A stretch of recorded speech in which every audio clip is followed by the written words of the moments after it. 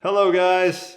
What's up? We have some exciting stuff we're working on. We actually have a community survey that we sent out, and we're going to link that below. So if you guys could take that, that would be great. We got a ton of responses so far, though. It's been amazing. We really appreciate you guys. We're trying to leverage our large YouTube channel and website and stuff to make cool graphics crowdsourced from you guys' responses. So what we're doing is we have a local dining guide for the top 15 most populated US cities. So you guys could download that and just I'm going to Atlanta for the weekend. Let me hit up these top keto picks based on the community. These questions are from that survey. And we're gonna do one more of these videos based on questions we get from the survey after this video. So if you wanna respond, you wanna ask questions, go for it. Linked below. Someone just came back from KetoCon and they have questions about protein, veggies, and optimum ketosis. How much protein and veggies should you have to achieve optimum ketosis? So I'm doing the quotation marks because it's not a real thing. I think instead of thinking of ketosis as the end goal and there's some kind of optimum range that you then achieve for perfection, it's more of a tool you can use to feel better, become healthier. What you should really be monitoring is the end result that you want. So what are those? It could be increased energy, productivity, weight loss. Those are the big ones. You're thinking, or people are thinking, there's a black and white answer, right? It's just hard and fast, this is optimum. Whereas it's gonna vary highly person to person. And I know you guys probably hate hearing that, but it is very individualized. Your activity level, it depends on your current weight, it depends on your goals, like Matt said. And so optimum is gonna be different for me versus optimum for Matt. Labeling something optimum is putting you in a mindset where it has to be this, whereas it can be many things, and that's okay. It doesn't have to just be one correct way, because there is no one correct way. How to let go of FOMO, fear of missing out. I don't do this a lot, but I see on keto Facebook groups, people say, I'm tired of not being able to eat what everyone else eats. Even though they like doing keto, they just feel left out. That's interesting, because Meg was watching the Kardashians the other day, and they were just eating pretzel rods. And I was like, oh, that's kind of odd. I don't have that freedom in my life where I can just casually nibble on pretzel rods. It seems freeing to me. So I can't understand getting that feeling, right? You're like, wow, You felt that way? Not really, but the thought ran through my head. I'm like, wow, they're, they got their lives together. They're eating pretzel rods. Yeah. When I went shopping on the 4th of July, people were just walking out the grocery with bags of Lay's, bags of Doritos, because they're going to go to a big grill, and hamburger buns, and just all these foods that we don't have access to, right? You can eat them if you want to. It's a decision you're making. I don't really know how to phrase this, but if you want something, this is part of the sacrifice, right? So if you want to feel better, achieve more, lose weight, that kind of goes with the territory. If you want something you've never had, you have to do something you've never done. So I just come up with sayings in my head, and I say it to myself and try to make myself feel better. That's what I would do. And I think there's no fear of missing out on my plate or Matt's plate right now, because we've eaten Oreo cakesters, we've eaten pretzel rods. We've done it all. We've eaten all these delicious things, and we know what they taste like, and we know how they make us feel. Should there be fear around that? No, I think it's oh, that looks good. Maybe I'll have that tonight, and then tomorrow you just go back to keto. You can live your life and not be so strict about it, and not have fear around certain foods, right? You don't want to have fear-based issues around foods. The idea of being able to eat an Oreo and then chat with your friends, watch TV, that sounds awesome. In my life experience, that isn't really a capability of mine. You just sleep. Have an Oreo. Yeah. So that ship has sailed for me personally. I don't think Oreos, there's some people that have the superpower, they can just have an Oreo and then watch TV. Yeah. So I don't have that one. So you got to know yourself. Yeah, know yourself. Drake said it best. Real common question we've been getting lately. Do you plan on raising a keto baby? Short answer, no. Hey, educating them on what's healthy. We're not going to feed them standard American diet. We're going to feed them, I guess I would say, more paleo-ish diet, whole foods, healthy foods. But it's also really convenient to just toss some kind of healthy granola bar to your kid and be like, oh, eat that.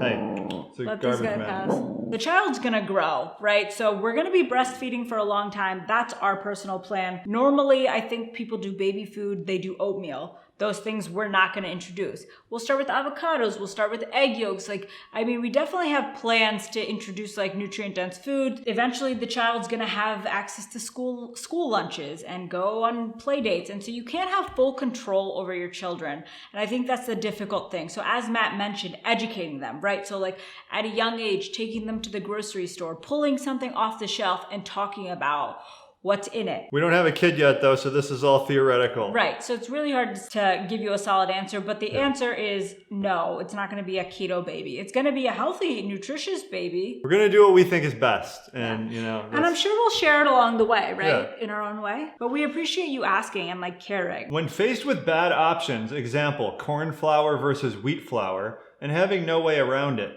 what's healthier? Sometimes you're stuck traveling and have no choice.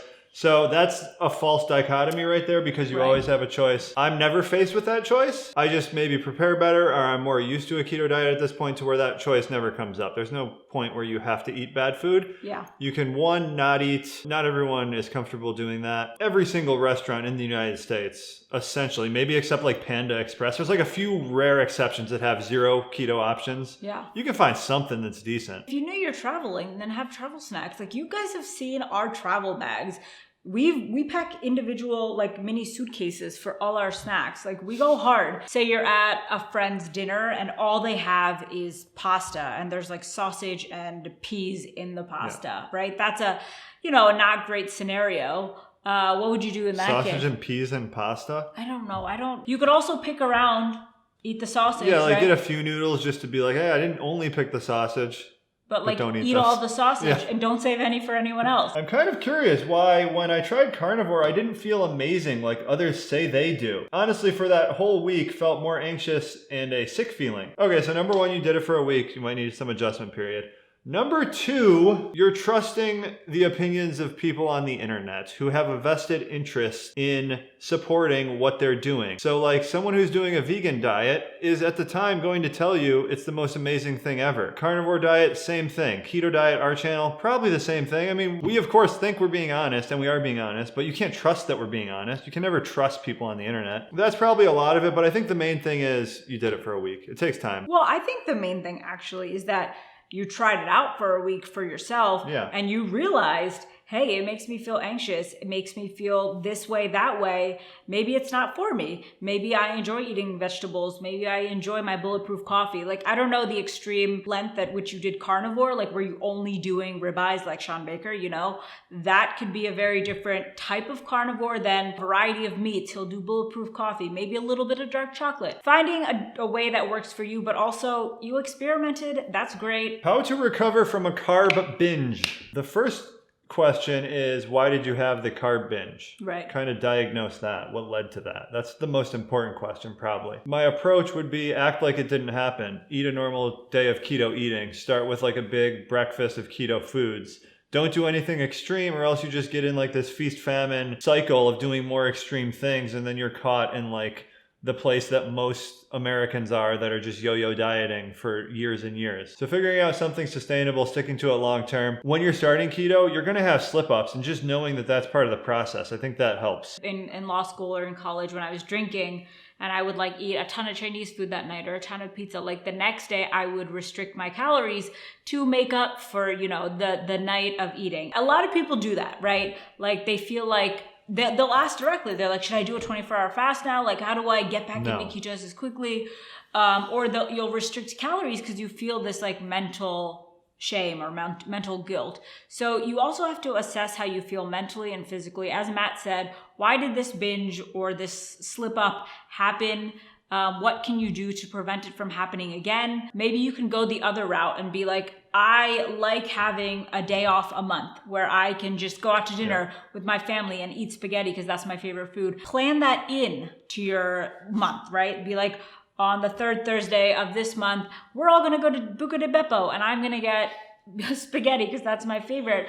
And if it's on plan, then you have no reason to feel bad about it. You don't have to like make up for this slip up, Matt's favorite work on mindset and perspective shifts. He picked all these questions too, so he probably was like, this one's a great one. Just to condense it down to a few actionable items. 3 books. Mastery, is the biggest one by George Leonard. 100% responsible for changing my life, turning my life around. Not that it was like, down in the gutter. I wasn't like selling drugs or anything, but I wasn't where I wanted to be in life. The Richest Man in Babylon, personal finance, but told through like lessons, narrative. That's what I'd say. It's like storytelling and it's a quick, short read. And then Rich Dad, Poor Dad. I just read this one recently and it was pretty mind-blowing. Reframes everything you thought about life. He was in a position where he needed these types of books to motivate him, still is, right?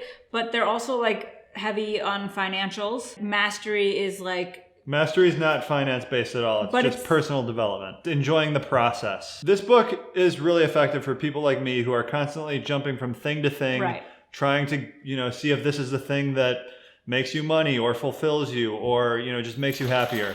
When the happiness is found in the process. So the waking up every day, doing the things that you don't think really make you happy, but just like Gyro Dreams of Sushi.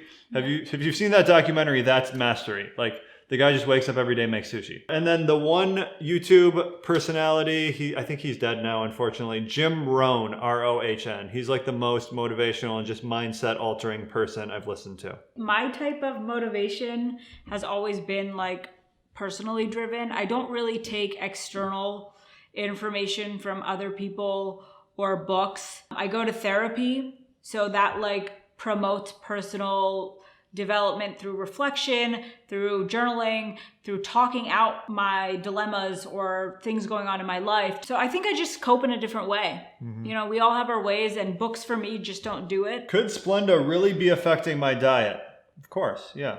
Depending on the amount you're having it in. How many coffees are you having? How many Splenda packs per coffee? My dad would put like 7. Just under a gram of carb per packet, but it's very high glycemic carbs, like twice as high as sugar. That adds up. So just add that to your macros. It doesn't make sense not to count these things if you think it could be impacting your diet. Why not know? And then trying out different sweeteners. You can get liquid stevia, you can get liquid monk fruit online. Your favorite keto Amazon find. What do we like reorder on Amazon? Ghee. Fourth and Heart ghee.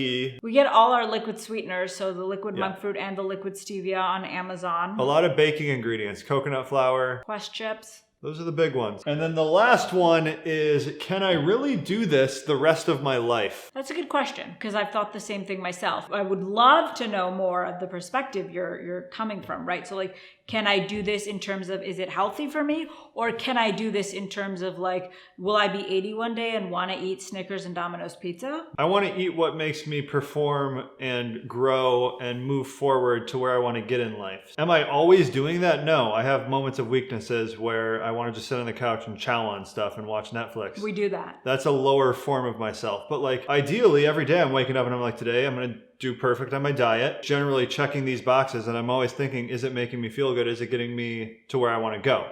So in that sense, yeah, I'm always going to be doing that. Like the other night we went to a tasting menu where we had carbs. So that fits into this life plan of mine that enriches my life. So there's certain times when that's the case. Sort of like a Pandora's box type of thing for me. Like, can I go back to eating rice as like a big part of my diet? No, because I know what I know now. I can't unknow that. Or snacking on like pretzels and Cheez-Its and Goldfish like I used to. Yeah.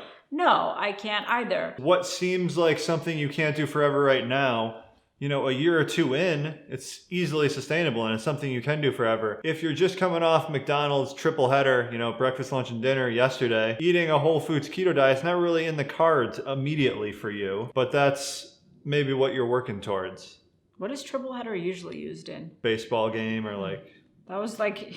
Triple header. Did you do triple headers for McDonald's? Because it sounds like you did. I've never done one. Labeled them. I've probably done a double header though. You're like, all right, boys, triple header today. The other route is, you are 80 or you're 75. Mm-hmm. You're touring France on your yacht with your husband. There are times that are going to come up. Your keto diet can justifiably go out the window. Opportunities, right, on your menu or your table that you will never get to try again. Yeah, these are just our perspectives. This is like falling into the category of us telling you how to live your life at this point. So it's like... No.